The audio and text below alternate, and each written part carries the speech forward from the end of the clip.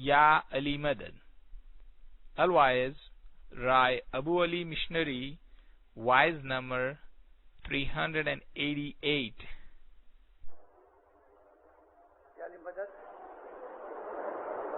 دینداروں، کل میں نے آپ کے سامنے جو کچھ بھی کہا،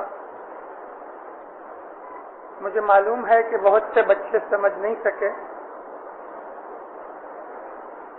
اور مجھے یہ کہا گیا کہ میں کچھی میں بات کروں، لیکن یہ لیکچرز جو ہیں 5 یا 7 جتنے ہو سکیں، یہ اس قسم کے ہیں کہ کچھی بولنے جاؤں گا تو بہت سی چیزیں میں ایکسپلین نہیں کر سکوں گا. میری بھاشا کچھی کی اتنی بہت نہیں ہے قابو میں، لیکن یہاں یہ چیزیں ٹیپ میں آئی ہیں، اور جماعت کو اس چیز کا بھی ایکسپلینیشن دینے والے الواز امیر علی املانی جیسے آدمی بیٹھے ہیں، تو مجھ کو میری اسی بھاشا کے اندر کم از کم یہ 5 لیکچرز جو ہیں یہ کرنے دو. کل میں نے اسماعیلی مذہب کی نظر سے کریشن، خدا کی یہ سرشٹی کی رچنا کس طرح ہوئی، میں نے اس کے اوپر چھوٹا سا لیکچر دیا. اس کے ساتھ آج میں یہ بتانا چاہتا ہوں کہ نبی اور خدا کی طرف سے بھیجی ہوئی کتابیں، اس کے لیے ہم لوگ کیا کہتے ہیں. ہمارے پیروں نے ہم کو یہ فرمایا کہ خدا تعالیٰ نے 1,24,000 نبی دنیا میں بھیجے، جس میں سے 114 رسول ہوئے. رسول میں اور نبی میں فرق یہ ہے کہ نبیوں کے اندر خدا نے 114 نبیوں کو کتابیں دی. کتاب یعنی اسکرپچر، صحیفہ دیا، جیسے کہ قرآن، جیسے کہ انجیل، جیسے کہ تورات. اور رسول پہلے نبی کی شریعت کو، یا پہلے نبی کی رسول کو جو شریعت ہو اس کو چینج کر سکتے ہیں، پھیر پھار کرنے کا ان کو حق ہوتا ہے. رسول کا درجہ نبی سے زیادہ ہے. 1,24,000 نبی، ان میں سے 114 نبیوں کو خدا نے رسالت دی، یعنی 114 دفعہ خدا نے مذہب کی باتوں کے اندر پھیر پھار کیا، ڈیولپمنٹ کی. مذہب ایک اسکول کی طرح ہے. کنڈر گارڈن میں بچے جاویں، وہاں سے پھر وہ پہلے اسٹینڈرڈ میں جاویں، پھر دوسری چوپڑی میں جاویں، تیسری میں جاویں، اس طرح چڑھتے چڑھتے پھر وہ لوگ، فرنچ سسٹم مجھ کو نہیں آتا لیکن انگلش سسٹم سے وہ لوگ آرڈینری لیول کرے، اے لیول کرے، ایڈوانس لیول، اس کے بعد وہ یونیورسٹی میں جاوے. اس طرح سے ایجوکیشن کی جس طرح ڈیولپمنٹ اور پروگرس ہوتی ہے، خدا تعالیٰ نے دنیا کے اندر جب انسان کو پیدا کیا تو اس کو سکھانے کے لیے خدا نے نبی بھیجے، اور ان نبیوں نے لوگوں کو سب چیزیں سکھائی. دنیا کا کوئی بھی پڑھا لکھا آدمی اس بات کے سے انکار نہیں کر سکتا، نہ نہیں کر سکتا کہ ساری دنیا کے اندر کلچر، سویلائزیشن جس کو ہم سنسکرتی کہتے ہیں، اس کو چالو کرنے والا مذہب ہے، دھرم ہے. دھرم نے لوگوں کو کلچر سکھایا، دھرم نے لوگوں کو سوسائٹی کے اندر رہنا سکھایا. آج جو کچھ بھی ہم دیکھتے ہیں یہ سب دھرم کی وجہ سے ہے. اور پھر اس میں سے شرارتی لوگوں نے، لچے آدمیوں نے دھرم کے نام سے بہت سے دھتینگ بھی کیے اور اس کا غیر لابھ لیا، یعنی ڈس ایڈوانٹیج بھی لیا. مگر پھر بھی دھرم نے دنیا کو انسانیت سکھائی، کلچر سکھایا، سنسکرتی سکھائی. اور یہ دھرم ہے کہ جو انسان کی ساری سوسائٹی کے اندر رہتا ہے. دھرم سے انسان کبھی جدا ہو نہیں سکا، نہ کبھی ہو سکتا ہے. ایک ناستک آدمی کو لے لو، وہ بھی دھرم کرتا ہے، جو خدا کو نہیں مانتا. जो बिल्कुल धर्म नहीं जानता, जैसे कि कम्युनिस्ट लोग हैं। आपने कम्युनिज्म के ऊपर किताबें पढ़ी होंगी कभी, मुझे मालूम नहीं। मौला की रहमत से मैंने दुनिया के जितने भी धर्म हैं, मैंने तमाम मजहबों की, तमाम धर्मों की स्टडी की है। स्टडी करने की नजर से स्टडी की है। 2-3 ऐसे मजहब हैं जिनकी मैं डीप फिलॉसफी में नहीं जा सका, मेरे हाथ में उनकी किताबें ना आ सकी। जैसे कि जापान का शिंटोइज्म, मैंने उसके ऊपर चौपड़ी पढ़ी है। शिंटोइज्म के मुतालिक मैंने शिंटो धर्म को फॉलो करने वाले जापानीज के साथ मैंने बातें भी की हैं, लेकिन मेरे हाथ में शिंटोइज्म की कोई डीप स्टडी की चौपड़ी नहीं आ सकी। मैं शिंटोइज्म के लिए जानता हूं, लेकिन मैं उसके ऊपर कोई डिस्कस नहीं कर सकता। मेरे पास इतनी नॉलेज नहीं शिंटो मजहब की। कोई चौपड़ी मेरे हाथ में आ ना सकी कि जो इंग्लिश में ट्रांसलेट हुई होवे, शायद जापानीज भाषा में होवे। बाकी दुनिया की जितने भी धर्म हैं, या दुनिया के धर्म की तरह की और इस किस्म के कल्ट या सोसाइटियां, जैसे कि कम्युनिज्म एक कल्ट है। कम्युनिज्म एक कल्ट है और इसका जारी करने वाला लोग ऐसा समझते हैं कि कार्ल मार्क्स था। कार्ल मार्क्स जर्मन आदमी था। वो सोसाइटी में से बागी बनके, यानी सोसाइटी का द्रोही बनके बाहर निकला और उसने वो चौपड़ियां लिखी। फिर बाद में तो और बहुत से आदमी आए कि जिन्होंने, जैसे कि ट्रॉट्स्की या लेनिन, उन्होंने बहुत सी चौपड़ियां वगैरह लिखी। इन लोगों के साथ टॉल्स्टॉय भी था। लुई टॉल्स्टॉय ने जब देखा कि इन लोगों की नीयत अच्छी नहीं और ये लोग बिल्कुल डिस्ट्रक्शन की तरफ जाते हैं, तो ये महात्मा टॉल्स्टॉय ट्रॉट्स्की और लेनिन से जुदा हो गया, अलग हो गया और वो इनके साथ न आ सका। कम्युनिज्म की मैंने थॉरो स्टडी की है। कम्युनिज्म ने खुदा को निकाल दिया। वो बोलते हैं मजहब नहीं चाहिए, मजहब इंसान को सुस्त और ढीला बना देता है। जैसे मार्क्स ने लिखा है कि मजहब जो है ना, वो आदमियों के लिए ओपियम की तरह है। ऐसी बहुत सी लिखी चीजें उसने धर्म के विरुद्ध लिखी हैं, लेकिन मैं हंसता रहा सारी चौपड़ियां पढ़ के। अभी भी मेरे हाथ में कोई नवी चौपड़ी आती तो मैं छोड़ता नहीं हूं। कम्युनिज्म के लिए मैं बिल्कुल तैयार रहता हूं, पढ़ता रहता हूं, मगर मैं हंसता हूं इसलिए कि धर्म को वो भी मिटा न सके।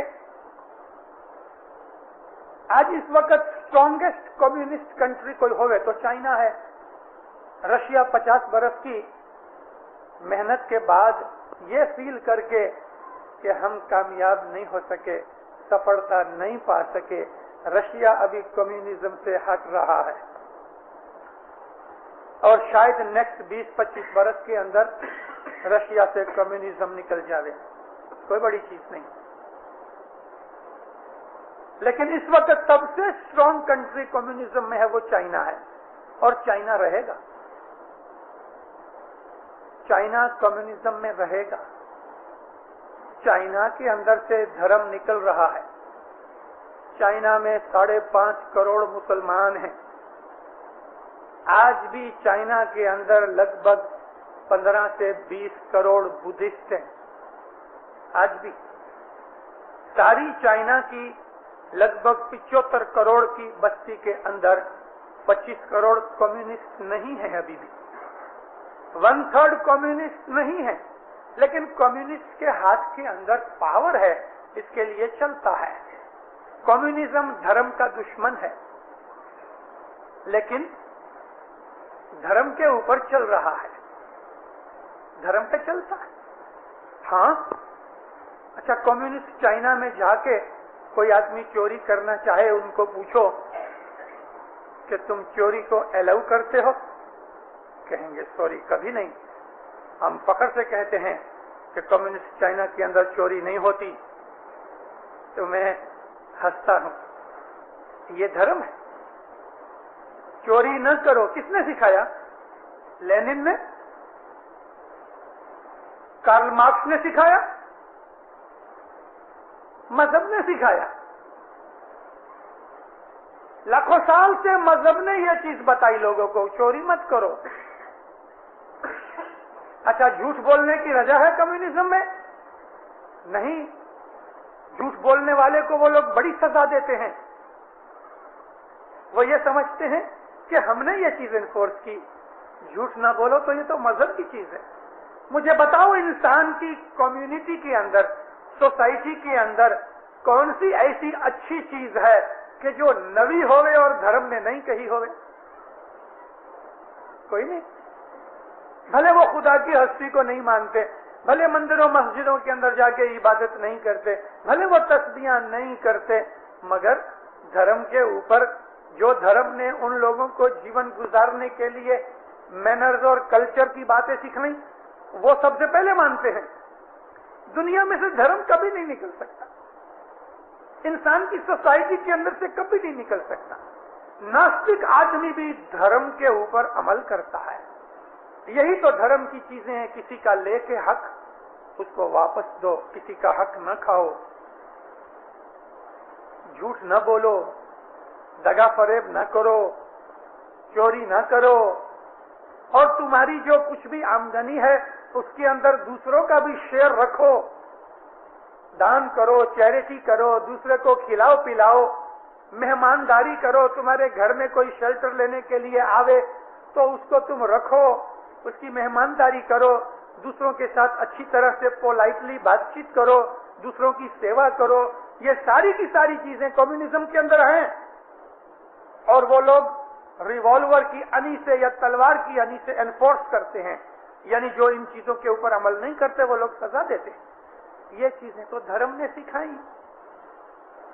मजहब इंसान के नस नस में पड़ा है।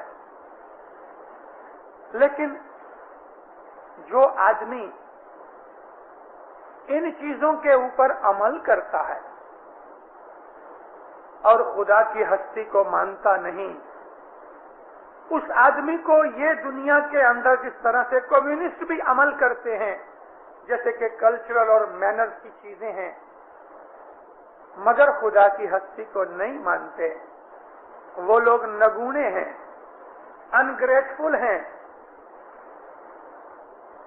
और अनग्रेटफुल आदमी की सजा, पनिशमेंट कम्युनिज्म में बहुत खराब है। मगर वो लोग अनग्रेटफुलनेस पार्टी की तरफ या अपने देश की तरफ ले जाते हैं, क्योंकि खुदा की हस्ती वो मानते नहीं। कोई भी ऐसा कम्युनिस्ट आदमी चाइना के अंदर कभी वो अपनी खाने पीने की चीजों को या अपनी आवक को दूसरों से छुपा के उसको जमा करके उसको बढ़ा के अमीर बनना चाहे, पैसेदार बनना चाहे, तो उसको कहते हैं तू बड़ा अनग्रेटफुल है। उसकी सारी माल मिलकत लूट के जब्त कर लेते हैं और उसको जेल में डाल देते हैं। मगर वो इस अनग्रेटफुलनेस को पार्टी की तरफ लेके जाते हैं, यानी पार्टी, कम्युनिस्ट पार्टी कम्युनिस्ट की मां है और वो पार्टी को फेथफुल रहना चाहिए। जिस तरह हम जमात को फेथफुल हैं, वो लोग पार्टी को फेथफुल पड़े हैं। हम एक नबी को मानते हैं, वो माओ से तुम को मानते हैं। माओ से तुम की छोटी छोटी सेइंग्स ऑफ माओ से तुम लाल रंग की चौपड़ी बाइबल की तरह खीसे में रखते हैं। हर रोज सुबह उठ के वो लोग उसका वाचन करते हैं कि जैसे कोई कुरान और बाइबल पढ़ता होवे। मैं दार एस सलाम में कम्युनिस्ट चाइना के बाजू में ही रहता हूँ, उनके साथ बहुत दफा मेरी बातचीत भी हुई है। माओ से तुम को एक पैगंबर की तरह मानते हैं। धर्म की शक्ति नबी भेजे 1,24,000, उन्होंने एक माँ की तरह इंसानों को कल्चर सिखाया। मैंने एक वाज में आपको जिक्र किया कि नबी साहब कुछ लोगों के साथ बैठ के खाना खाते थे, तो एक आदमी को छींक आई। छींक जो आई तो उसके मुंह से, नाक से थूक निकल के खाने पीने में पड़ गई। नबी साहब ने हाथ खींच लिया, उसको कहा मूर्ख, तूने सब आदमियों का खाना बिगाड़ा।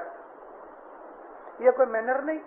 जब भी तुमको खांसी आवे, छींक आवे, तो तुम अपना हाथ रख लो, जल्दी से कपड़ा रखो, नहीं हो सके तो ऊंधा हाथ रख लो ताकि तुम्हारे मुंह में से थूक गिरे नहीं। मैनर है ये।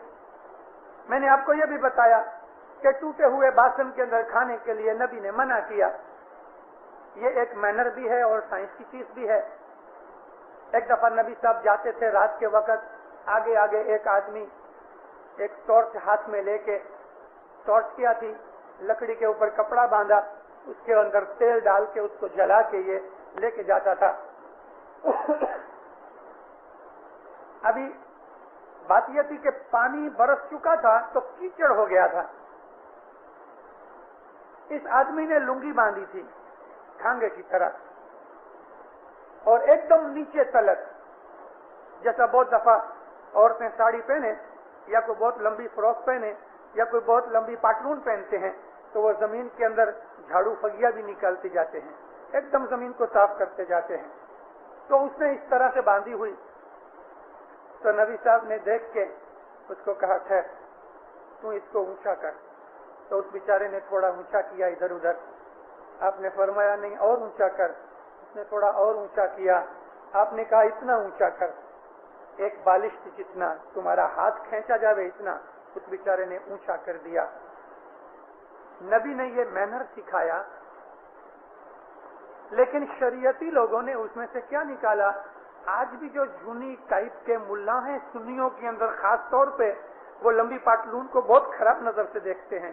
وہ پاجامہ بھی پہنتے ہیں تو اتنا اونچا کہ موجے دکھتے رہے, کیونکہ نبی صاحب نے کہا تھا. مگر نبی صاحب نے کیوں کہا تھا؟ وہ زمانے میں ڈامر کے راستے نہیں تھے, موٹر گاڑیاں نہیں تھی. ابھی تم نیچے تک لمبا پہنو تو کوئی خراب نہیں.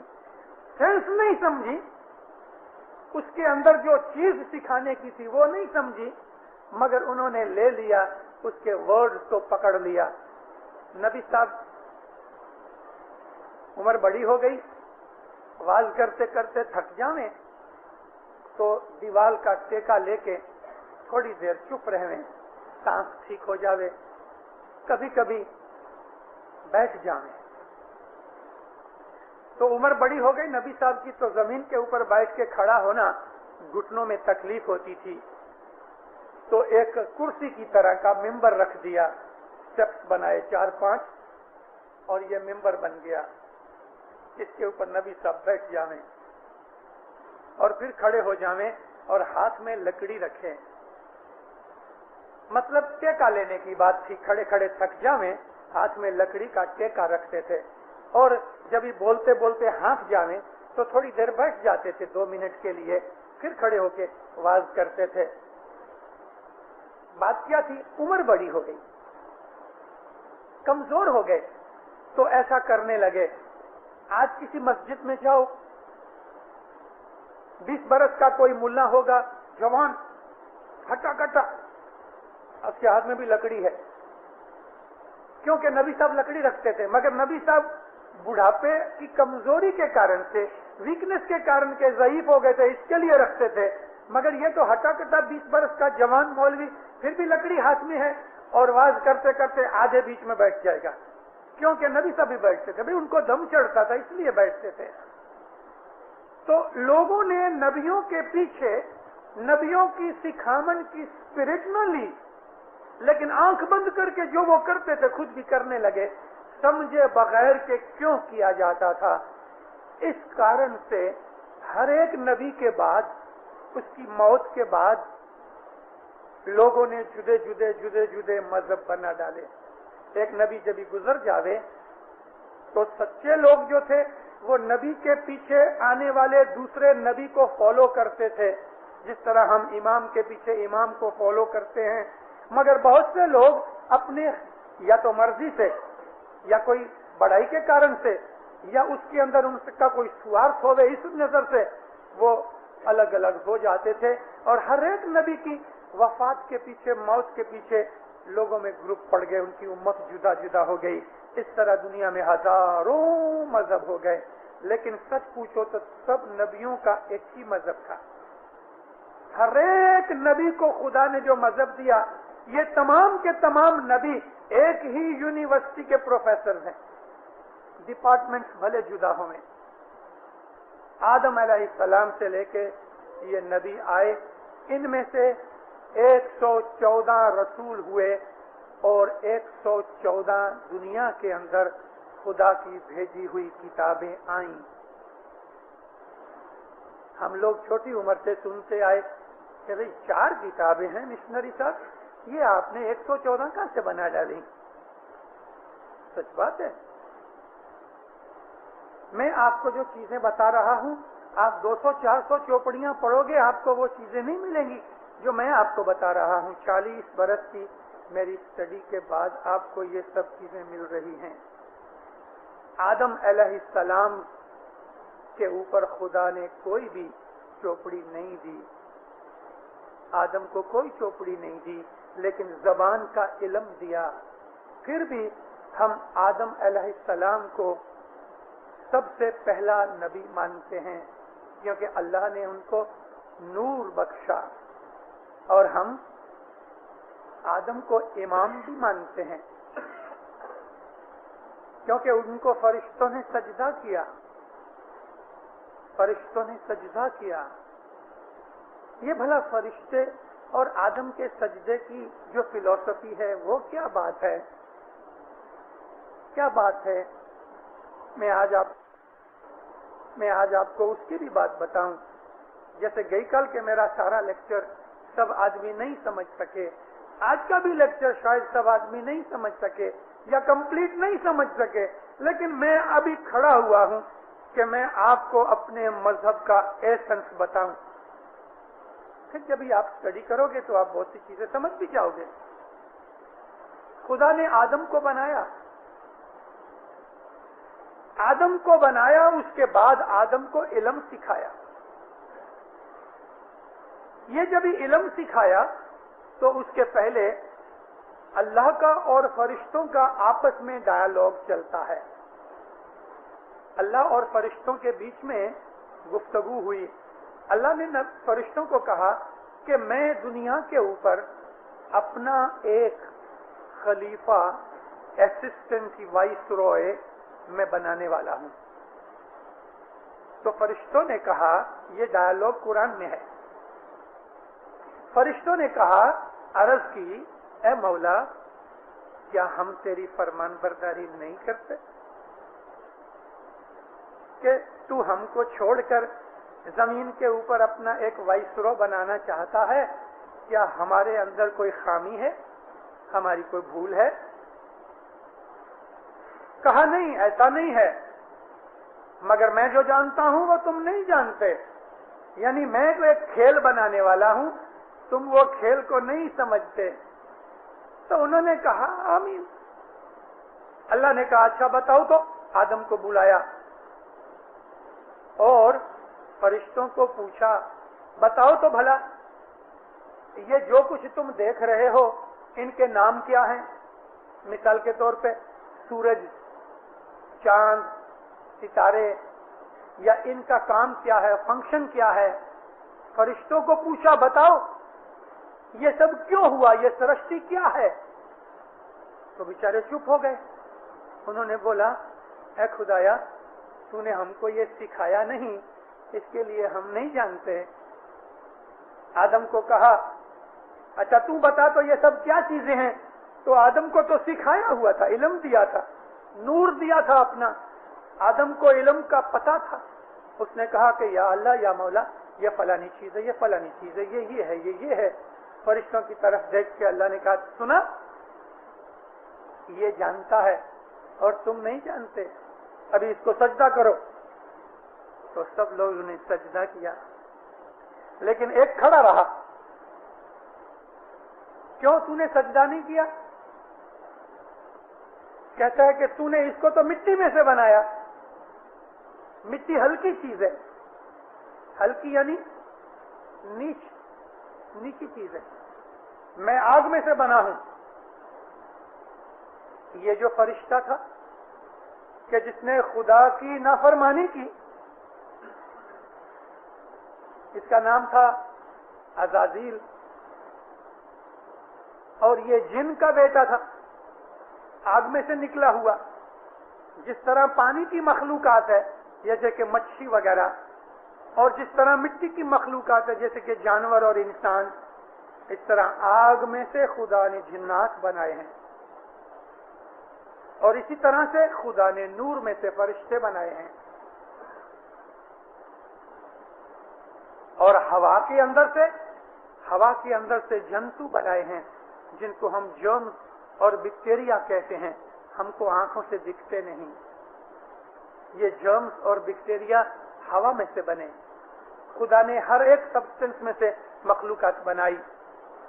تو یہ فرشتہ جو تھا عزازیل جن کا بیٹا تھا اور اس نے عبادت کر کے لاکھوں برس کے بعد پیر صدر دین نے کہا 18 لاکھ برس اس نے عبادت کی. 18 لاکھ برس اور وہ فرشتوں کے درجے پہ پہنچا بلکہ فرشتوں کا استاد بنا. اس کو یہ ڈیوٹی ملی کہ تم فرشتوں کو سکھاؤ. جب اس نے خدا کی نافرمانی کی تو اللہ نے پوچھا تو نے ایسا کیوں میرا فرمان نہیں مانا؟ اس نے کہا کہ یا اللہ پہلی بات تو یہ ہے کہ تو نے مجھ کو یہ کہا تھا کہ میرے سوا کسی کو سجدہ نہیں کرنا. کہ ہاں میں نے کہا تھا, بس اس لیے میں نے تیرے سوا اس کو سجدہ نہیں کیا. اللہ نے کہا کہ بھئی یہ بھی تو میرا حکم ہے نا.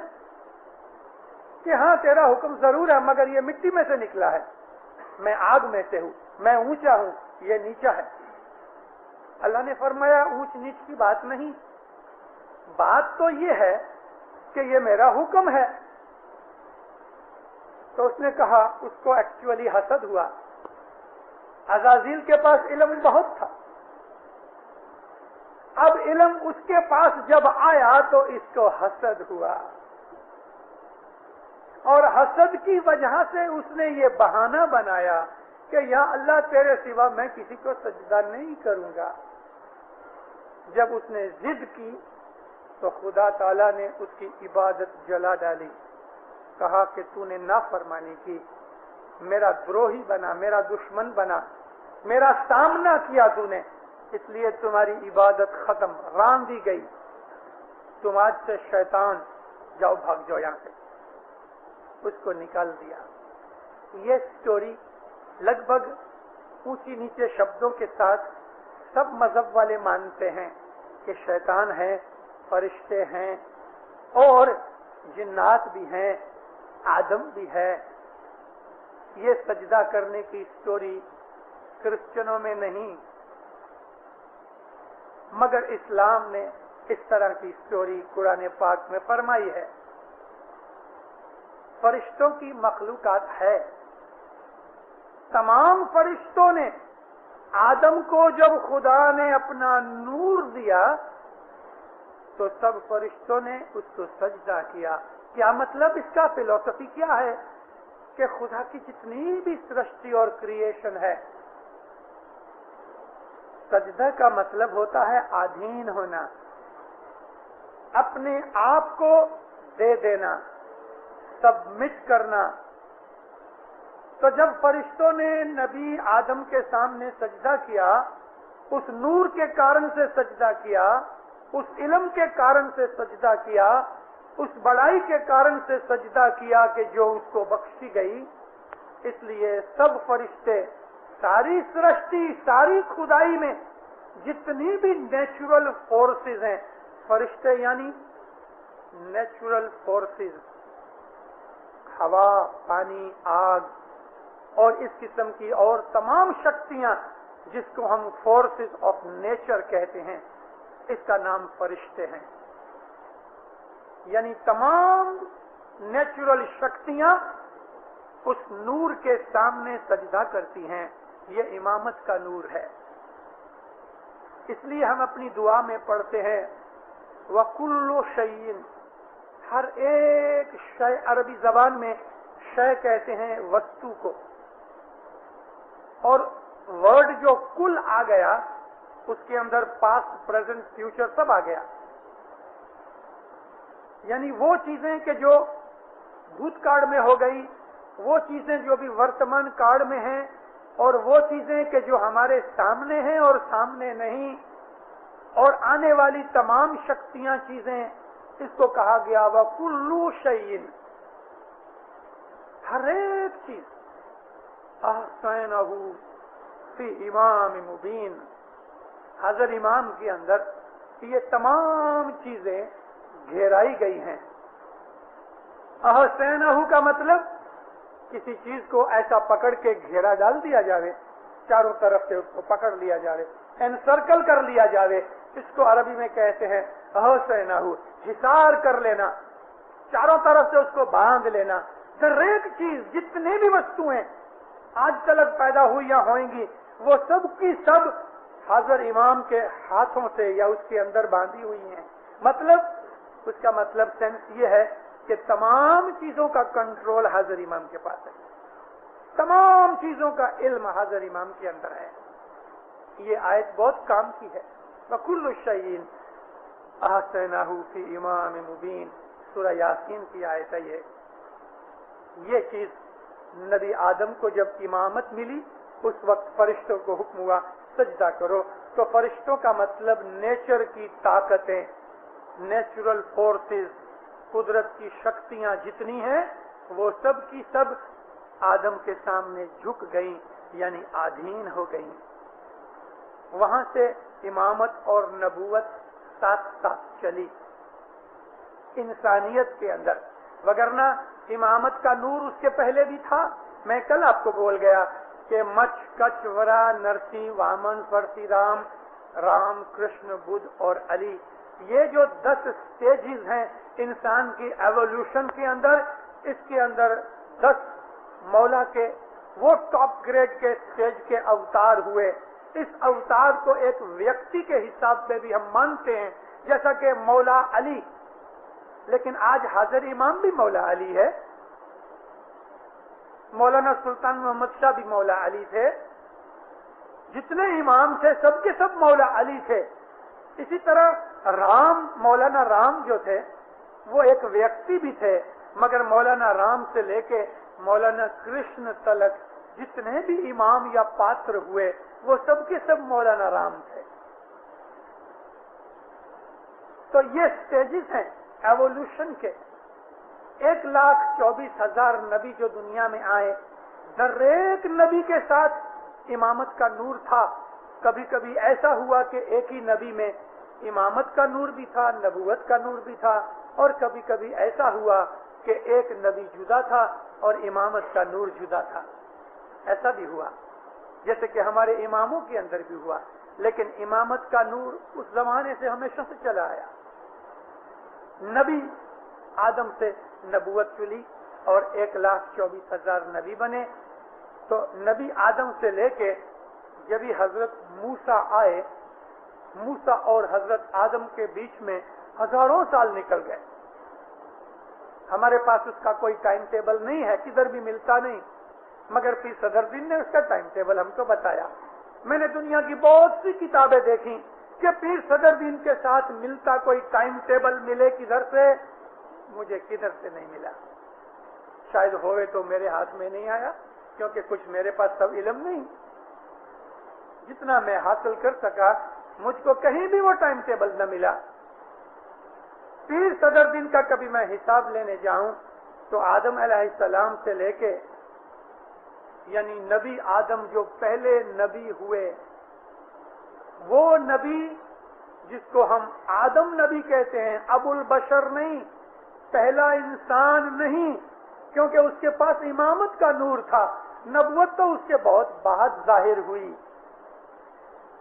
आदम अबुल बशर को, कि जिससे इंसान चले, आदमी पैदा हुए, उसको 22.5 लाख बरस हुए, और उनके बाद भी बहुत से ऐसे नबी भी थे, इमाम भी थे। लेकिन वो आदम के जिसको हम तमाम नबियों का सरदार, जिस तरह रसूल को मानते हैं और पहला नबी मानते हैं, वो नबी और वो आदम जुदा थे।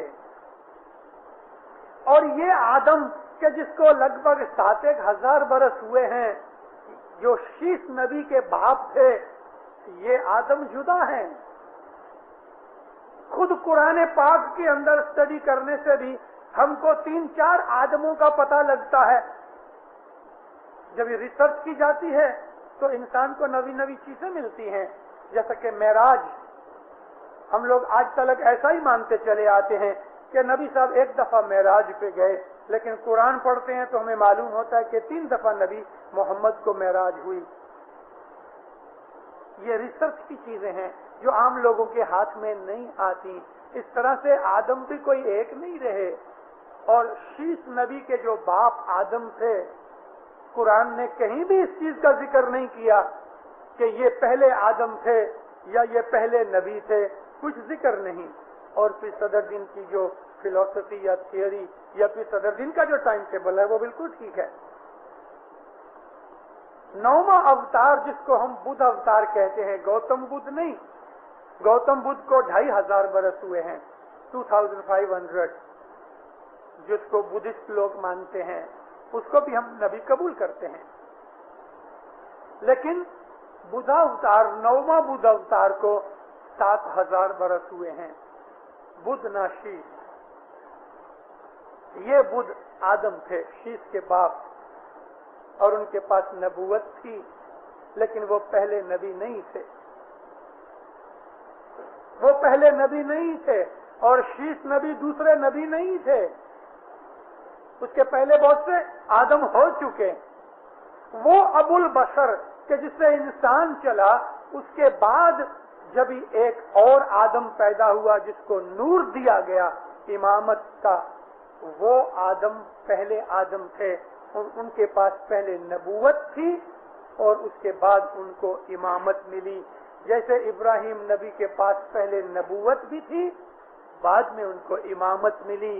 جیسے علی شاہ ماں باپ کے پاس پہلے پیری جوما تھا، بعد میں ان کو امامت ملی. تو اس طرح 1,24,000 نبی ہوئے. تو آدم علیہ السلام یعنی شیش کے باپ سے لے کے حضرت موسیٰ علیہ السلام تلک لگ بھگ 3,500 سال ہوتے ہیں.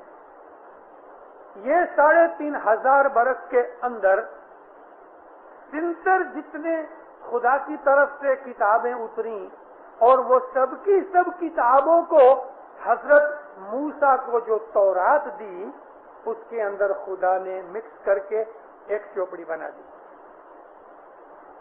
یعنی 70 چوپڑیاں تورات سے پہلے ہوئی. وہ سب 70 چوپڑیوں کا ایسنس تورات میں رکھ دیا.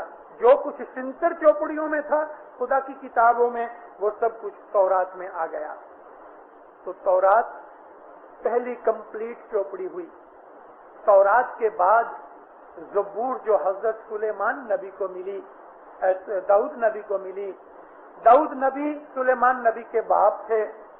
موسیٰ علیہ السلام سے لے کے داؤد نبی تلک آسرے 800 برس کا جو ٹائم نکلتا ہے، اس کے درمیان جدے جدے نبیوں کو خدا کی طرف سے اور صحیفے اترے، اور وہ تمام جتنی بھی چوپڑیاں ہوئیں ان تمام چوپڑیوں کو ملا کے تو زبور کے اندر سب کچھ شامل کر دیا.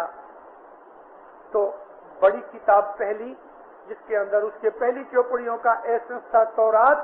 تورات کے بعد چھوٹی چھوٹی چوپڑیوں کا ایسنس سارا کمپلیٹ ملا کے تو ایک کمپلیٹ ایڈیشن زبور ہوا. اور زبور کے بعد انجیل کے بیچ میں اور بھی چوپڑیاں نکلیں. ان تمام چوپڑیوں کا پھر خلاصہ اور ایک کمپلیٹ بک بنا کے انجیل ہوئی. اس طرح سے انجیل کے بعد کوئی بھی چوپڑی نہ آئی، وہ صرف قرآن پاک آئی. یعنی وہ 3 کتابوں میں 113 چوپڑیوں کا کمپلیٹ خلاصہ تھا. اور قرآن شریف کے اندر سب کی سب 114 اور یہ 3 بڑی کتابوں کو ملا کے کمپلیٹ علم قرآن شریف کے اندر آ گیا. اور نبی نے اس کے 114 چیپٹر بنائے. 114 رسولوں کے نام پر یا 114 چوپڑیوں کے حساب سے قرآن کے اندر 114 چیپٹرز بنے. جتنی بھی 114 چوپڑیاں ہوئیں وہ سب کی سب کا خلاصہ قرآن شریف میں موجود ہے.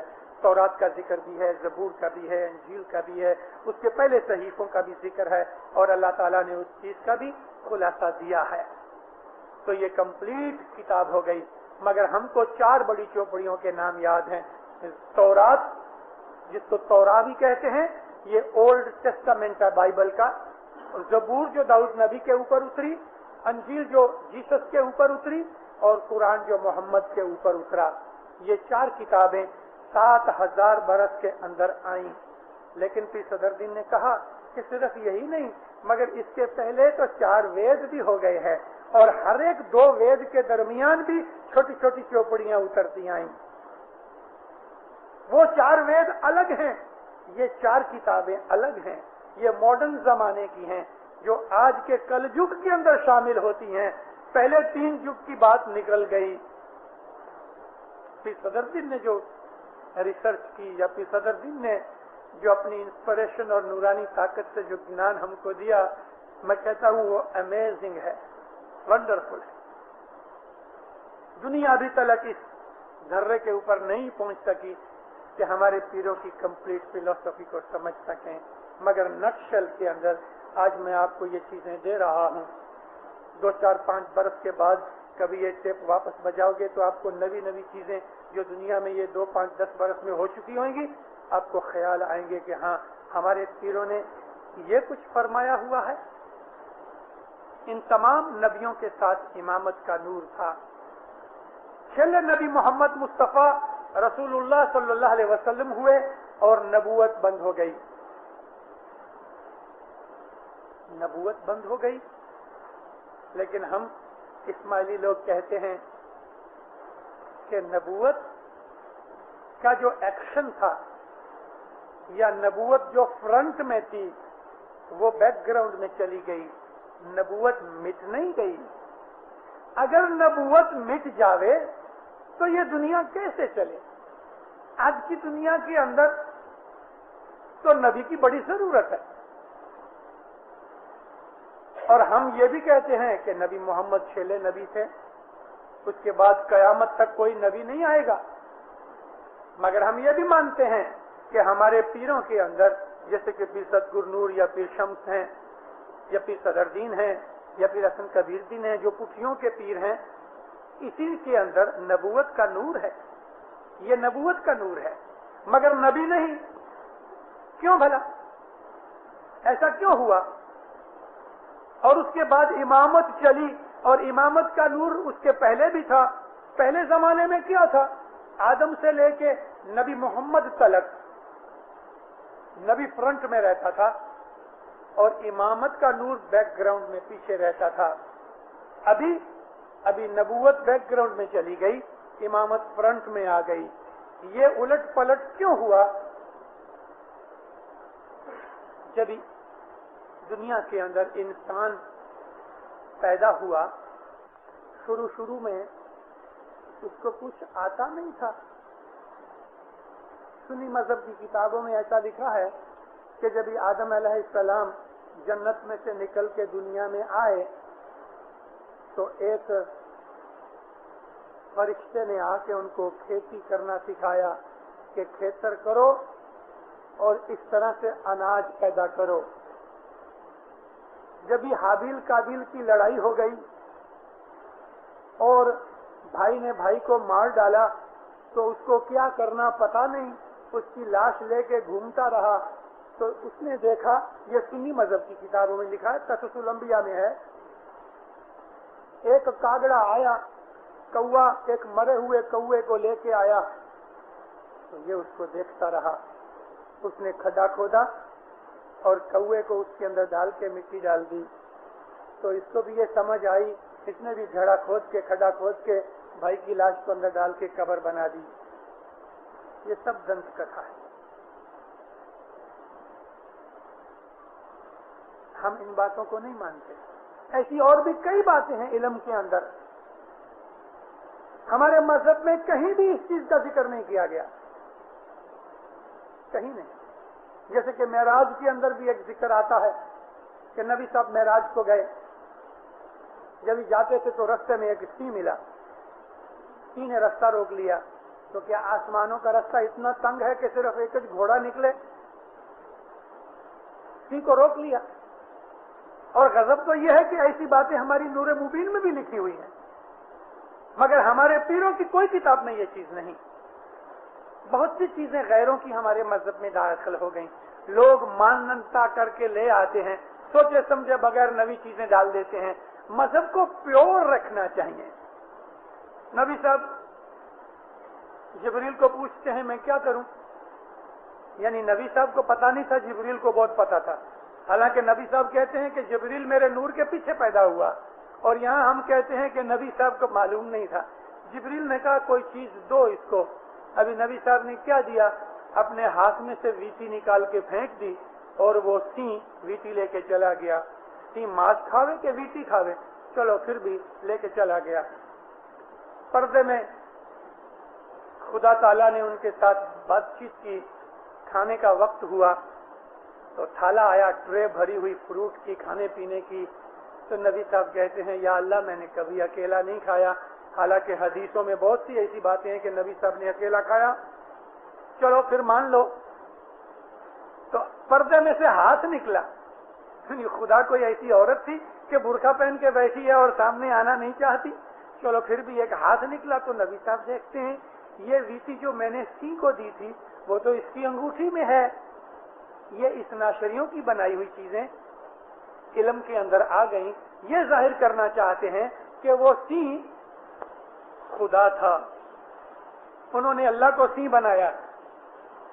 हम कहें कि भाई चौथा अवतार सिंह का था तो हमारे ऊपर अटैक करे, उंगलियां फेरे, लेकिन उनकी किताबों के अंदर लिखा है कि अल्लाह सिंह था। नबी साहब जब मेराज से वापस आए तो देखा कि वो अंगूठी वही वीटी मौला अली के हाथ में थी। हाँ, तो इन्होंने क्या किया, डायरेक्टली अली को अल्लाह नहीं कहते, मगर इस तरह से कर दिया कि सिंह और अल्लाह और अली एक ही थे। ये धतीन की बातें हम लोग नहीं मानते, हालांकि हमारी नूर मुबीन में है, पहले एडिशन के अंदर नूर मुबीन में ये बात है। मगर हम इस्माइली मजहब को जब देखते हैं तो हमारे पीरों ने इस चीज का कोई जिक्र नहीं किया, कुछ नहीं। हमारे इमाम ने तो ये फरमाया कि नबी साहब को जो मेराज हुई थी वो तो इबादत के अंदर खुदा और उनका आत्मा नूर एक ही हो गया। ये मिलाप की बात थी मेराज की, ये कोई जिस्मानी चीज नहीं। इस तरह और भी कई चीजें मजहब में फिर आ जाती हैं और हर जमाने के नबी के बाद ये बातें बनती रहीं। लेकिन इस्माइली मजहब में आपको सच कहता हूँ बहुत प्योर है और अभी तक प्योर है। ये बात मैं जो आपको कहूँ कि पहले नबी आगे थे, इमाम पीछे छुप के रहते थे। आज नबूवत पीछे चली गई, इमाम फ्रंट में आ गया। क्यों भला? कि जिस वक्त दुनिया के ऊपर आदमी चले, इनकी नस्ल बढ़ी, मनुष्य जात बढ़ने लगी, तो उसको एक जैसे बच्चा जन्म लेवे तो उसको बाप पाले कि माँ पाले। बाप तो बेचारा बैकग्राउंड में रहता है, बच्चे के लिए 24 घंटे माँ होती है। 24 घंटे माँ उसको खिलावे, पिलावे, सुलावे, उसको बड़ा हो जावे तो कपड़ा पहनना सिखावे, उसको मैनर सिखावे, सब काम माँ का है। अपने नजदीक रखे, जैसे बड़ा हो गया, दाढ़ी मूछ निकल आई, जवान हो गया और अब घर में आके बैठा तो वही माँ उसको मेना मारती। शर्म नहीं आती? दाढ़ी मूछ वाले हो, घर बैठे हो, जाओ दुकान के ऊपर बाप के पास, भेज देती उसको बाप के पास, क्योंकि अभी माँ का काम पूरा हो गया। नाक में से सेगा निकलता है, बाप नहीं बोलेगा, बाप तो गुस्सा करेगा, सुअर बदमाश इतना बड़ा हो गया, दाढ़ी मूछ वाला, नाक साफ करनी नहीं आती। ये काम माँ का था जो उसने सिखाया छोटी उम्र में, और ये भूल गया। बाप तो गुस्सा करता है, गालियां निकालता है, क्योंकि छोटी छोटी डिटेल्स में बाप नहीं जाता, माँ जाती है। बाप उसको ऑर्डर करता है, जाइए पैसे ले आप बैंक में डाल के आ। अभी बैंक में कैसे जावे, स्लिप कैसे दिखे, सीखे अपने दोस्तों से, किसी और से। बाप ऐसी डिटेल्स बहुत कम बतावे। बिल्कुल इसी तरह से जब मनुष्य जात दुनिया में पैदा हुई, उसको माँ की जरूरत पड़ी, नबी की। ये सब मैनर्स नबियों ने सिखाए। छींक खाओ तो हाथ रखो, कपड़े किस तरह पहनो, खाना किस तरह खाओ, सोना किस तरह से, जागना किस तरह से, व्यापार किस तरह से करना, ये सब नबियों ने बातें सिखाई। झूठ नहीं बोलो, निंदा नहीं करो, माँ ने सिखाई। मनुष्य जात में कल्चर, सिविलाइजेशन चढ़ते चढ़ते डेवलप होते होते आज 2 मिलियन बरस के पीछे ये टॉप के ऊपर हम आ गए हैं। इतनी साइंस, इतनी नॉलेज, लर्निंग, ये सब कुछ साइंटिफिक डेवलपमेंट, प्रोग्रेस। अब इंसान की मेंटल स्टेज ऐसी आ गई कि अब उसको माँ की जरूरत नहीं, बाप की जरूरत है। नबी मोहम्मद सल्लल्लाहु अलैहि वसल्लम आखिरी नबी हुए, यानी अभी माँ बूढ़ी हो गई, बच्चे जवान हो गए, माँ पीछे चली गई, बाप फ्रंट में आ गया। अब इमाम है जो डायरेक्शन देता है, मगर माइनर डिटेल्स में इमाम नहीं जाता। मनुष्य जात बदल गई, डेवलपमेंट हो गई, लेकिन आप कभी सारी इस्माइली मजहब की पुरानी हिस्ट्री देखते रहो और गिनानों के अंदर देखो तो हर जमाने के अंदर इमामत का नूर था, नबूवत का नूर था। आज भी इमामत का नूर है, नबूवत का नूर भी है, लेकिन आज इमामत का नूर फ्रंट में है, नबूवत का नूर बैकग्राउंड में है। हम इस्माइली तमाम नबियों को मानते हैं। हम किसी नबी को कोई भी तरह की पॉल्यूशन या कोई भी तरह की भूल, कोई भी तरह की गुनाह से रहित मानते हैं। हम ये मानते हैं कि दरेक नबी और इमाम पाक हैं, पवित्र हैं, कोई उन्होंने गुनाह नहीं किया, उन्होंने कोई खराब काम नहीं किया और बिल्कुल मासूम और पाक हैं। हम इस्माइली इस बात को मानते हैं। और वो नबी भी कि जो बाइबल के जमाने से पहले हो गए, जैसा कि राम और कृष्ण, वो भी हमारे नबी भी थे और इमाम भी थे, और उनके जमाने के अंदर दूसरे नबी भी थे, जैसे कि मौलाना राम के साथ श्री वशिष्ठ जी थे और मौलाना कृष्ण के जमाने के अंदर श्री व्यास जी थे। उनको हम नबी मानते हैं। दुनिया के लोगों को ये चीजों का इतने बहुत इल्म का पता नहीं, मगर हमारे मजहब में है। और तमाम नबियों ने एक ही धर्म सिखाया, और वो ये था कि हाजिर जौमे की ताबेदारी करो, जिस इमाम का वारा होवे उसको मानो। तमाम नबियों का यही खुलासा था। लेकिन एक और दूसरे नबी के बीच में कभी कभी बहुत लंबा टाइम जाता था, इसके लिए ऐसा होता था। ये नहीं समझना कि हर वक्त एक ही नबी होना चाहिए। ऐसा भी हुआ है कि एक जमाने में 5 नबी इकट्ठे हो गए। एक नबी अफ्रीका में हुआ तो दूसरा नबी किसी और जगह हुआ, तीसरा नबी फलस्तीन में हुआ। इस तरह एक वक्त में 5 नबी भी हुए हैं, 2 भी हो सकते हैं, लेकिन रसूल एक वक्त में एक ही होता है, क्योंकि रसूल 114 हुए।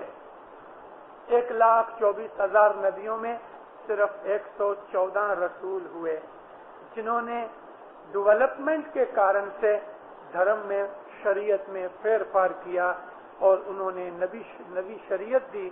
तो इस तरह 114 रसूल हुए। रसूल एक वक्त में एक ही होता है अखी दुनिया के अंदर। इसको जगत गुरु कहते हैं। जैसे कि मौलाना वशिष्ठ जगत गुरु थे, मौलाना व्यास जगत गुरु थे, इस तरह आज का जगत गुरु नबी मोहम्मद मुस्तफा है। कयामत तलक ये नबी मोहम्मद का वारा है। इसी तरह से अली का वारा है। हर हजर इमाम अली है, अली का नूर है हजर इमाम के अंदर, और ये 10वें निकलंकी अवतार है। इस तरह हम लोग नबियों को, जिनको हम पीरी जोत में कहते हैं, अव्वल पीर नबी मोहम्मद मुस्तफा, यानी उसके बाद पीरी चली, क्योंकि जो 6 नबी थे तो उसके बाद फिर पीरी जोत चली। पीर जो है वो नबूवत का नूर है। ये हमारा मजहब है। अच्छा, अभी हजरत मोहम्मद सल्लल्लाहु अलैहि वसल्लम से मैं आपको थोड़ी सी नबी साहब के जीवन चरित्र की बात करूं, जो हमारे लिए बहुत इम्पोर्टेंट है। मुझे थोड़ी सी हिस्ट्री भी आपको सिखानी। अब तक ये सब हिस्ट्री ही चली आती है। रसूलुल्लाह, आप किसी भी मुसलमान को पूछो या कोई चौपड़ी पढ़ो किसी मुसलमान की या किसी और राइटर की लिखी हुई, तो उसमें से आप ये पढ़ोगे कि नबी साहब जब 40 बरस के हुए तब उनको नबूवत मिली। ہمارے پیر صدر الدین نے کہا نہیں، نبوت تو ان کو جنم سے تھی، صرف اتنا ہوا کہ 40 برس کی عمر میں انہوں نے اپنی نبوت کو ظاہر کیا، نبوت تو جنم سے تھی۔ 40 برس کی عمر ہوئی تب انہوں نے نبوت کو ڈکلیئر کیا کہ میں اللہ کا نبی ہوں۔ بی بی خدیجہ نے سب سے پہلے ان کو نبی مانا چوپڑیوں کے حساب سے۔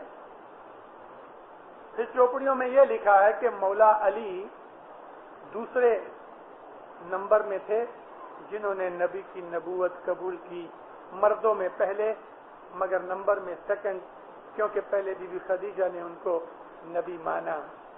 یہ دنیا کی باتیں ہیں، ہم علی کو اللہ کا نور مانتے ہیں۔ پیر صدر الدین نے اور ہمارے دوسرے پیروں نے یہ کہا کہ نبی صاحب اپنی نبوت کو ظاہر کرنے کے لیے ویٹ کرتے تھے، ٹھہرتے تھے۔ کس کے لیے؟ علی کے نور کو ظاہر ہونے کے لیے ٹھہرتے تھے۔ علی کا نور مولانا ابو طالب میں تھا، مولانا ابو طالب میں امامت کا نور تھا، اور امامت کا نور جس وقت مولانا ابو طالب حیات تھے اور حضرت علی علیہ السلام پیدا ہوئے اور ہم علی کو بھی بچپن سے ہی امام مانتے ہیں، تو کیا دو میں امامت کا نور تھا جدا جدا؟ نہیں۔ اس طرف اشارہ کیا پیر صدر الدین نے، پر ہریوشا گر باواز، یعنی نبی اور امام حضرت علی سے پہلے جو ٹائم تھا وہ ماں کے پیٹ سے امامت یا نبوت کا نور لے کے آتے تھے، مگر ڈکلیریشن بعد میں کرتے تھے۔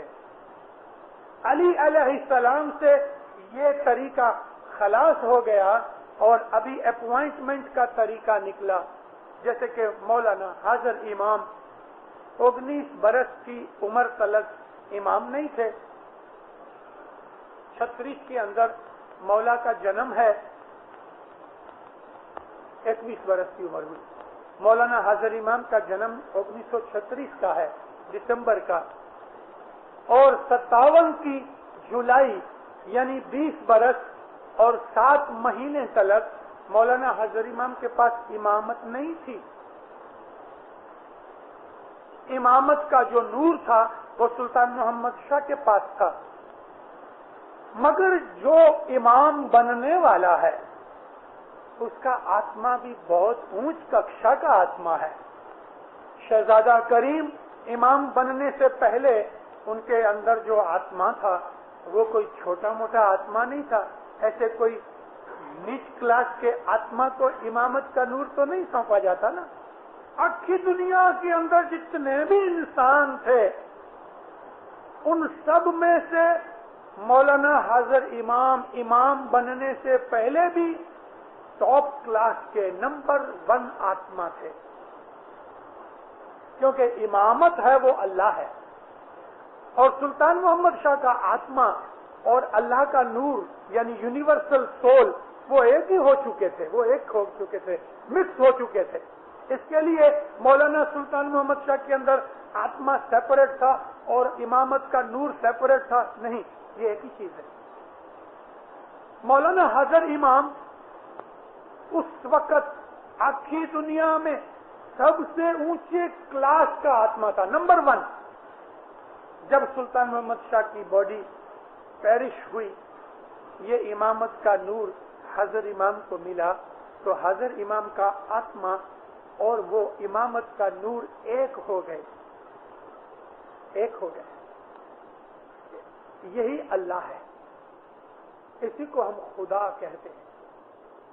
اب حاضر امام اپنی حیات میں اللہ کے ساتھ ایک ہو جاتے ہیں، اس لیے ہم حاضر امام کو خدا کہتے ہیں، اس کے ہاتھ پاؤں کو نہیں، اس کا جو آتما ہے وہ اللہ کے ساتھ ایک ہو گیا ہے۔ یہ اسماعیلی مذہب کی فلسفی سمجھنی چاہیے کہ ہم لوگ کیوں حاضر امام کو خدا کہتے ہیں۔ मगर इस चीज को गैरों के सामने, दूसरों के साथ जो रेंजी पेंजी हैं, जिनके पास इल्म नहीं, आप उनके साथ डिस्कस करने बैठोगे तो उनका दिमाग खराब हो जाएगा, क्योंकि उसके पास बेसिक नॉलेज नहीं है। जो नॉलेज हमारे पास है, जो ईमान हमारे पास है, गैरों के साथ, नॉन इस्माइलीज के साथ कभी इमामत के विषय की डिस्कशन मत करो जब तक कि आप इस लायक नहीं हो कि आप वो डिस्कशन को कंट्रोल कर सको। कभी मत बोलो। बस इतना काफी है कि वो हमारा स्पिरिचुअल लीडर है, काफी, बस। हाँ, आपके पास कुरान हदीस का, बाइबल का, गीता का, ऐसा तमाम धर्मों का इल्म है और आप उस आदमी को संभाल सकोगे, इतनी शक्ति अगर आप में है तो भले डिस्कस करो। लेकिन छोटे छोटे बच्चे या जिसके पास कोई 10-20 गिनान से जास्ती इल्म नहीं, उनको कभी गैर कौम का आदमी मिले, तुम आगा खान को क्या मानते हो, हमारा खुदा है, तो वो हमारी बेवकूफी पे हंस पड़ते हैं, वो हमको मूर्ख समझते हैं, मुसलमान हमको काफर कह देते हैं। वो कहते हैं ये मुसलमान है ही नहीं, क्योंकि हम अपने हाथों से अपने पांव काटते हैं। ऐसा नहीं होना चाहिए। जिस चीज की शक्ति नहीं, उस चीज में हाथ नहीं डालना। अपने ईमान को छुपाओ। अगर ईमान को नहीं छुपाओगे और शक्ति भी नहीं है कि उसको संभाल सकें, तो हमारे मजहब को गालियां मिलती हैं। जैसे कि गैर आदमियों के सामने हम कहते हैं हम तो हजरत इमाम को खुदा मानते हैं, और फिर हम समझा नहीं सकते तो वो लोग हमारे मजहब को गालियां देते हैं। अरे इस्माइली तो काफर हैं, इस्माइली तो मुसलमान नहीं, इस्माइली तो बुद्धू हैं, ये तो ऐसे हैं। ऐसा नहीं होना चाहिए। गैरों के साथ जब भी बात करो, बस इतनी। वो हमारा स्पिरिचुअल लीडर है, हमारा इमाम है। कभी क्रिश्चियन है तो उसको कह सकते हो कि भाई पोप है ना, जिस तरह तुम पोप को मानते हो ऐसा हम आगा खान को मानते हैं, इससे जास्ती मानते हैं, ऐसा कह सकते हो। मगर वो समझ जाएंगे। या आप किसी सुन्नी मुसलमान के साथ बात करते हो तो आप उसको बोलो मौला अली इमाम थे ना, इस तरह आगा खान हमारा इमाम है, समझ जाएगा, चुप हो जाएगा, इससे ज्यादा आगे नहीं जाएगा। और आगे जाओ भी मत, वो तो समझने की चीज है। ये बैतुल ख्याल की बात है। हजरत इमाम खुदावंद आलमीन है, क्यों है, कैसे है, मैंने आपको बता दिया है। ये बैतुल ख्याल की चीज है, समझने की चीज है, एतकाद और यकीन और ईमान की चीज है। इस चीज को ईमान से रखो कि मौलाना हजरत इमाम खरेखर सही अल्लाह है, इसमें कोई शक नहीं, लेकिन उसका हाथ पांव नहीं। और वो क्यों अल्लाह है, मैंने आपको बताया कि उसका आत्मा इमाम बनने से पहले आत्मा था। जिस दिन वो इमाम बना, इमामत का नूर और वो आत्मा एक ही हो गए हैं। इसी को हम अल्लाह कहते हैं। और इसमें सर्व शक्ति है, सब कुछ। इन्नल्लाह अला कुल्लि शैइन कदीर, सर्व शक्ति है। ये वही अल्लाह है कि जिसने सारी जमीन आसमान पैदा किया, सारी दुनिया, सारा जहान, पशु पंछी उसी नूर की इबादत करते हैं। ये शनाख्त बैतुल ख्याल की रख के, ये समझ के, ये यकीन और ईमान रख के जब हम बंदगी करते हैं तो हमारे रास्ते सहले हो जाते हैं। यानी हम हजरत इमाम को क्यों खुदा मानते हैं। तो इस तरह शरीर बदलते रहते हैं, नूर वही है, नूर मरता नहीं, नूर को जन्म नहीं, नूर को मौत नहीं, नूर को बीमारी नहीं, नूर को नींदर नहीं, नूर को भूख तरस खाना पीना कुछ नहीं, नूर कोई चीज का मोहताज नहीं। ये जो बाल बच्चे होते हैं हजरत इमाम के घर में, ये नूर के बच्चे नहीं हैं, क्योंकि नूर की औलाद नहीं होती। ये तो दुनिया के सिलसिला है। नूरानी चीज को दुनिया के सिलसिले के साथ मिक्सअप मत करो। ये हजरत इमाम की शनाख्त है, और यही शनाख्त हमको पीरों ने कही। हमारे पीरों ने कुछ झूठ नहीं कहा, हमारे पीरों ने कोई भी रॉन्ग नहीं कहा। अली सही अल्लाह हमारे पीरों ने हमको कहा اور ہمارے پیروں نے ہر ایک امام کے بارے میں جو بھی پیر تھے انہوں نے امام کو اللہ طریقے ہی ظاہر کیا ہے، اس میں کوئی شک نہیں، مگر اس طرح جس طرح میں نے آپ کو بتایا کہ امام اللہ کیوں ہے، یہ ہمارا مذہب ہے اور ہمیں سمجھنا چاہیے۔ رسول اللہ محمد رسول اللہ کا جیون آپ کبھی پڑھو، دنیا کے اندر ہزاروں چوپڑیاں ہیں نبی صاحب کے جیون کے اوپر۔ نبی صاحب کے جیون میں دو چیزیں بہت بڑی تھی، ایک تو یہ کہ اللہ ایک ہے، اس کو مانو، دو اللہ نہیں، 10 اللہ نہیں، ایک اللہ ہے، ہمیشہ سے ہے، ہمیشہ رہے گا۔ دوسری چیز جو نبی صاحب نے جس چیز کے اوپر بڑا زور دیا وہ علی کی محبت تھی۔ دونوں ایک ہی چیز ہیں مگر جدے جدے رنگ میں۔ اللہ کو ایک مانو، اللہ کی بندگی کرو، اللہ کے سوا کوئی نہیں، اللہ کے سوا اور کوئی دوسرا اللہ ہے نہیں۔ سب سے بڑا گناہ یہ ہے کہ تم دو اللہ مانو۔ یہ مسلمانوں کو سکھایا، یہ مذہب کی چیز روحانی اور باطنی چیز تھی، اور ظاہر میں علی کی محبت، علی سے پریم کرو، علی سے پریم کرو۔ جو علی سے پریم کرے گا وہ آدمی اللہ سے پریم کرے گا۔ جدے جدے شبدوں اور طریقوں سے علی کی محبت سکھاتے رہے۔ علی کا ہاتھ اللہ کا ہاتھ ہے، علی کی آنکھیں اللہ کی آنکھیں ہیں، علی کی زبان اللہ کی زبان ہے۔ جو علی کو راضی کرے وہ اللہ کو راضی کرے، جو علی کو ناراض کرے وہ اللہ کو ناراض کرے۔ یہ سب باتیں لوگوں کو بتاتے رہے۔ کیوں پردہ رکھا؟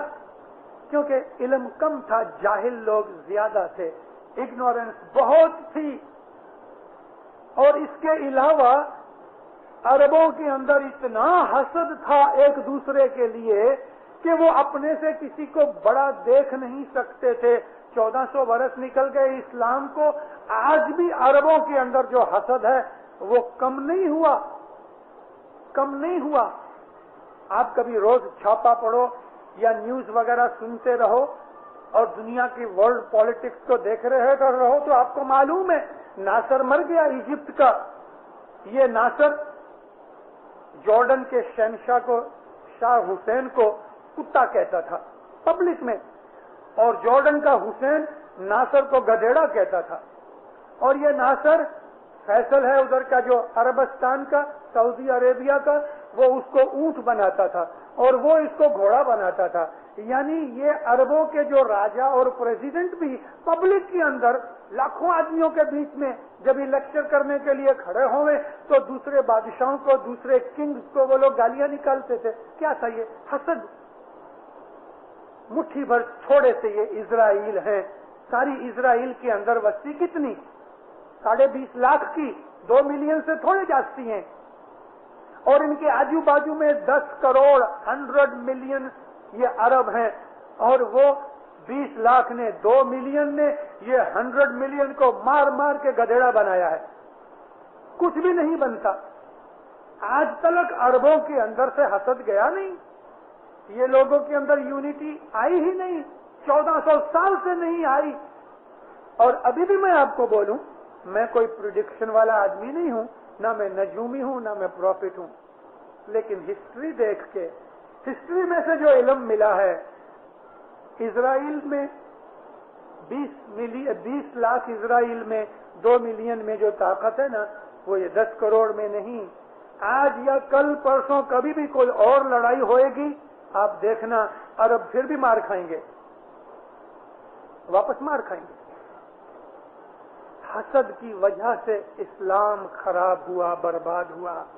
حسد کے کارن سے اسلام کی طاقت نبڑی پڑ گئی، حسد کے کارن سے۔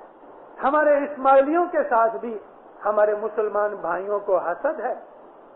پنجابی مسلمان کوئی سنی مل جاوے، بھلے اوپر سے بزنس کی خاطر ہاں ہاں کرتا رہے گا، لیکن اندر ہم سے بڑی دشمنی رکھتے ہیں۔ اسناشری ہمارے دشمن، سنی مسلمان ہمارے دشمن۔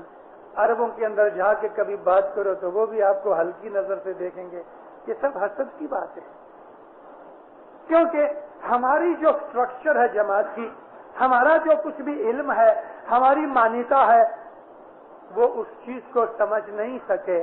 نبی صاحب نے بھی اس چیز کا دھیان رکھا کہ میرا جمائی بھی ہے اور میرا بھتیجا بھی ہے، میرے چاچے کا بیٹا کزن بھی ہے، بھائی بھی تھا، کزن بھائی اور جمائی بھی تھا، اور ہر دفعہ علی کی تعریف کرے۔ سنی کتابوں کے اندر بھی یہ چیز لکھا ہوا ہے کہ منافق اور مومن کی جو اوڑکھان تھی وہ یہ تھی کہ جو علی سے پریم کرے وہ مومن، اور جو علی سے دشمنی رکھے وہ منافق۔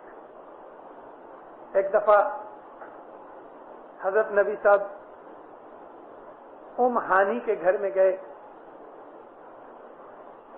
جب اس کے گھر میں پہنچے تو اس نے ایک پنچھی کا شکار ہوا تھا، نبی صاحب کے لیے اس نے رکھ چھوڑا تھا، تو اس کو پکایا اور نبی صاحب کے سامنے رکھا۔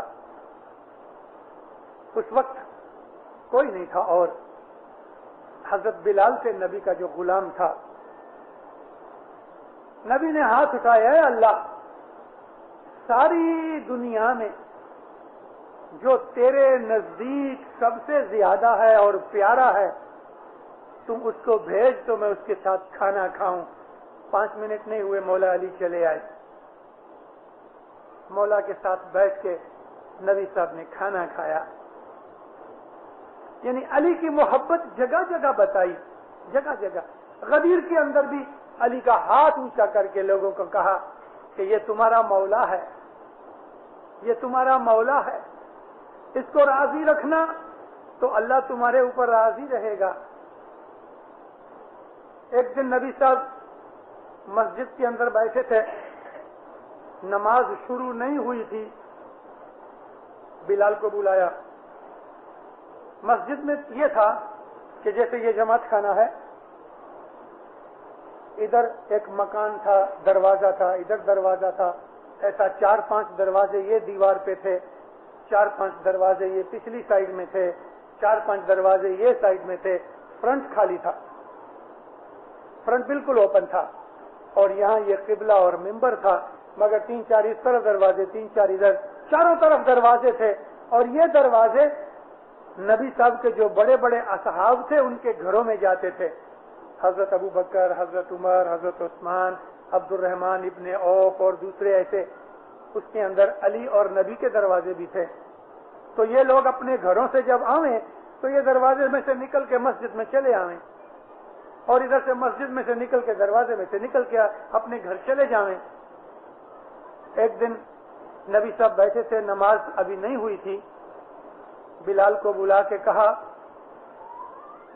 جس طرح مفتی صاحب نے الواز الملانی کو بلا کے کہا کہ اناؤنسمنٹ کرو کہ بھئی زیادہ گڑبڑ مت کرو، روز کی سے زیادہ گڑبڑ ہوئی تھی گئی کال، اس طرح سے بلال کو بلا کے کہا اناؤنس کرو، اے مسلمانوں، مسجد کے اندر جتنے بھی دروازے ہیں سب بند کرو اور باہر سے آیا کرو، یہ دروازے یوز مت کرو، صرف میرے اور علی کے سوا اور کوئی بھی اپنے گھر کا دروازہ مسجد میں کھولے نہیں۔ اس نے اناؤنسمنٹ کی، لوگوں میں ہو گئی، آپس کے اندر بولنے لگ گئے، دیکھا بھائی کا دروازہ بھلے کھلا رہے، جمائی کا کھلا رہے، باقی سب کے بند ہو گئے۔ مسلمان نبی کے زمانے کے اندر بھی کوئی بہت اتم نہیں تھے، مگر کسی نے اٹھ کے دروازہ بند نہیں کیا، بلال کو واپس بلایا۔ نبی نے فرمایا، اے بلال کہو کہ اللہ کا غضب اترے اس کے پہلے دروازہ بند کر لو۔ بلال نے کہا، اے مسلمانوں، تم کو حکم کیا گیا ہے کہ تم اپنے اپنے گھروں کے دروازے جو مسجد میں کھلتے ہیں بند کرو، اس کے پہلے کہ اللہ کا حکم اترے، غضب کا حکم اترے، اس کے پہلے تم اپنے دروازے بند کرو۔ سب نے اٹھ کے بھاگ کے اپنے دروازے بند کر لیے۔ گڑبڑ ہونے لگی، نبی نے نماز شروع کی، شانتی ہو گئی نماز میں، نماز ختم ہوئی، واپس گڑبڑ ہوئی اور ایک آدمی کھڑا ہوا، کہتا یا نبی، آپ نے یہ سب کے دروازے بند کرائے، آپ نے اس کی بات کو بیچ میں کاٹ دیا، سن، میں نے بند نہیں کروائے، اللہ نے مجھے حکم دیا، اللہ نے بند کروائے ہیں کہ تیرے اور علی کے سوا کسی کا دروازہ نہ کھلے، میرے اور علی کے سوا کوئی بھی مسجد کے اندر इसी तरह से नहीं आ सकता जिस तरह से कि हम आते हैं। हम चाहें तो जूती लेके आवें, हम चाहें तो थोड़े कपड़े में आवें, हमने भले गुस्ल नहीं भी किया होवे तो भी हम आ सकते हैं, तुम नहीं। ये डिस्टिंक्शन बना दी। इस कारण से भी अली के बहुत से दुश्मन हो गए। एक दिन बैठे थे मस्जिद के अंदर, बहुत से लोग नबी के साथ कोई सलाह सूचना करने के लिए एक एक करके जिस तरह लोग आते थे वो इंतजार करते थे, मगर अली के साथ इस तरह सा टेक लगा के और उधर अली भी ऐसा टेक लगा के आपस में दोनों तलक 1 घंटे तलक घुसपुस करते रहे, अली और नबी दोनों। सब लोग बैठे इंतजार करते थे कि अली छोड़े तो हम नबी से कुछ बातचीत करें, और कई लोग अंदर अंदर गर्म भी हो रहे थे। और कभी छोड़ा कि जब नमाज का वक्त हुआ, नमाज के लिए खड़े हो गए, वो लोग जलते रहे अंदर मन के अंदर। जब नमाज पूरी हुई तो एक आदमी ने कहा कि या नबी, हम इतनी देर तक इंतजार करते रहे कि नमाज के पहले जाएं और आपके साथ थोड़ी सी गुफ्तगू करें, मगर आप तो अली के साथ इतने मशगूल थे। आपने कहा चुप रहो, मैं कोई अली के साथ बात नहीं कर रहा था, मैं तो अल्लाह के साथ सरगोशी कर रहा था। यानी इस तरह से एक नहीं, 2 नहीं, सैकड़ों बनाव नबी के जीवन में हुए कि जब उन्होंने अली की मोहब्बत, अली की बड़ाई, अली का दर्जा, अली की ताकत उनको सिखाई और बताई। नबी के सारे जीवन के अंदर अली ही अली है और कोई दूसरा दिखता ही नहीं। अली। आज का ये टॉपिक इतना नहीं है कि मैं आपको अली के लिए बोल दूं, घंटों बोलता रहूं, अली का जीवन खत्म नहीं होता, अली की बड़ाई पूरी नहीं हो सकती।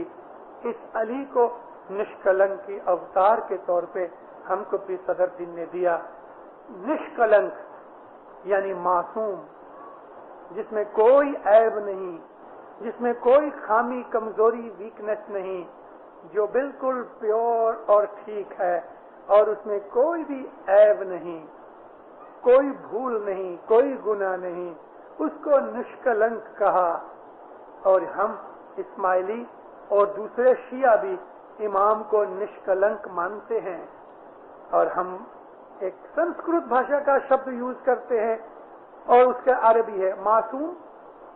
जिस तरह सब नबियों को मासूम मानते हैं, इस तरह हम इसको भी मासूम मानते हैं। ये है मौला अली की और नबी की आपस के अंदर जो कुछ भी ताल्लुक की बात थी। हम इस्माइलियों की दृष्टि में तो नबी साहब 30 बरस के हुए, मौला अली का जन्म हुआ। जब भी बच्चा पैदा होता है तो पैदा होते ही वो रोता है, रोना ही चाहिए। अगर बच्चा नहीं रोए तो वो 1 घंटे के अंदर अंदर मर जाएगा। कारण कि जो रोए नहीं, 1 घंटा तो मैंने बहुत कह दिया, शायद 10 मिनट में मर जाए।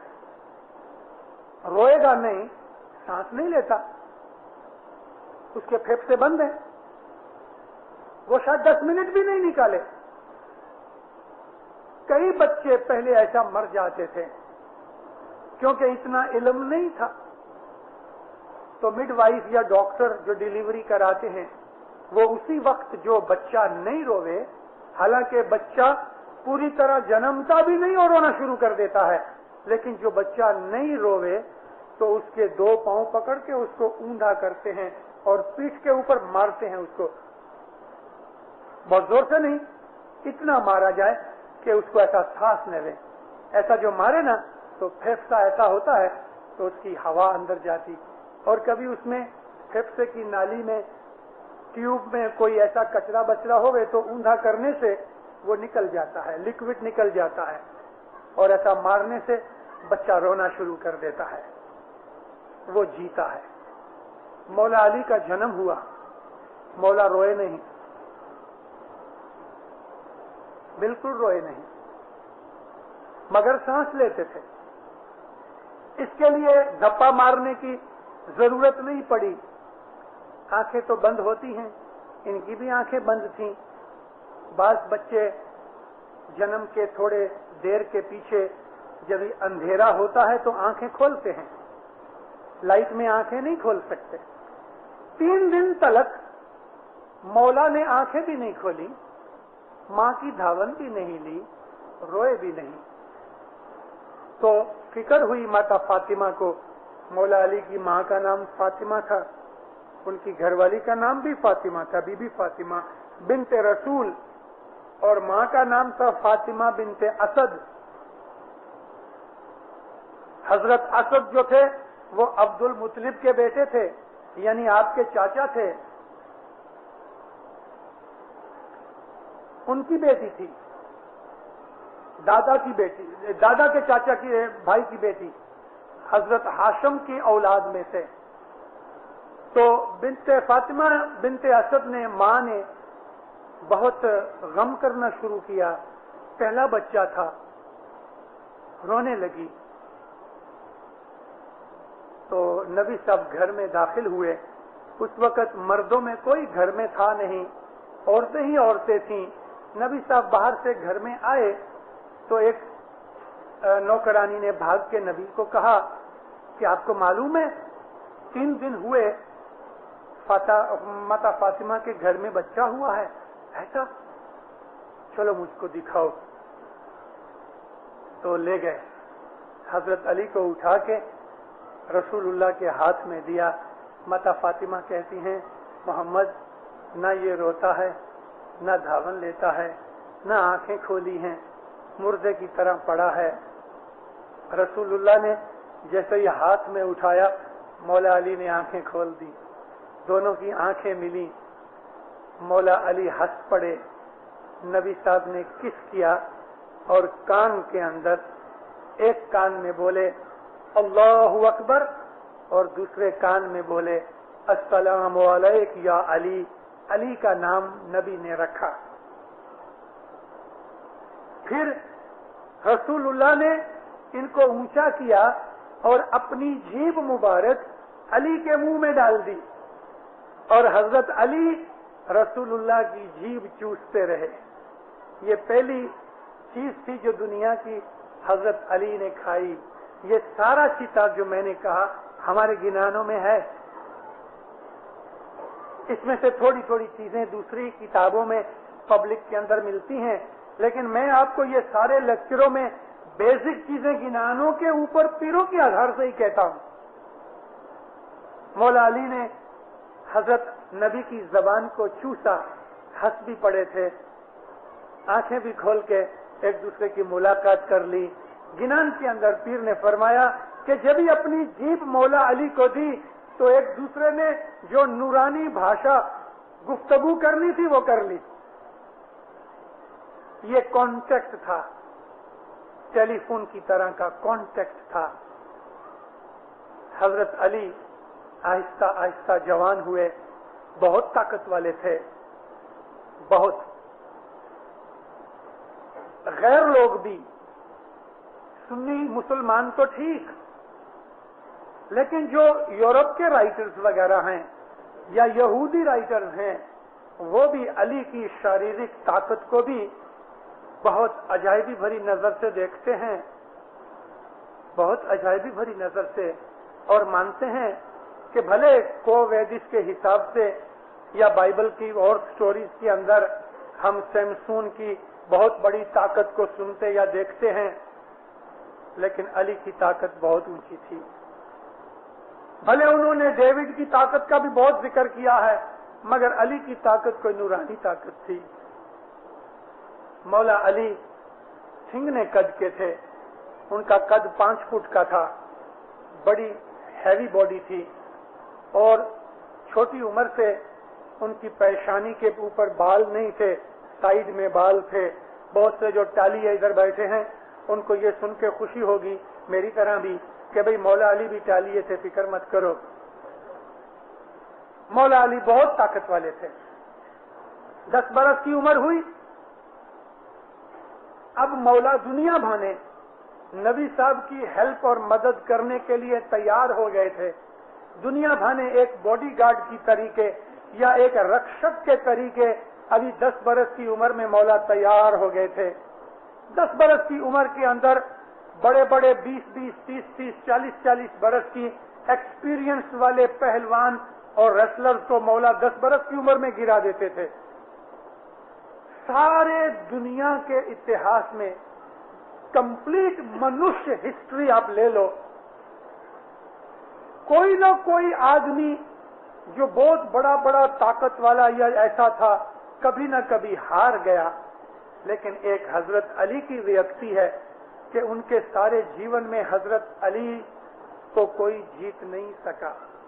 आपको दुनिया में और कोई नहीं मिलेगा, हिस्ट्री में ऐसी कोई दूसरी व्यक्ति नहीं, एक अली की व्यक्ति है।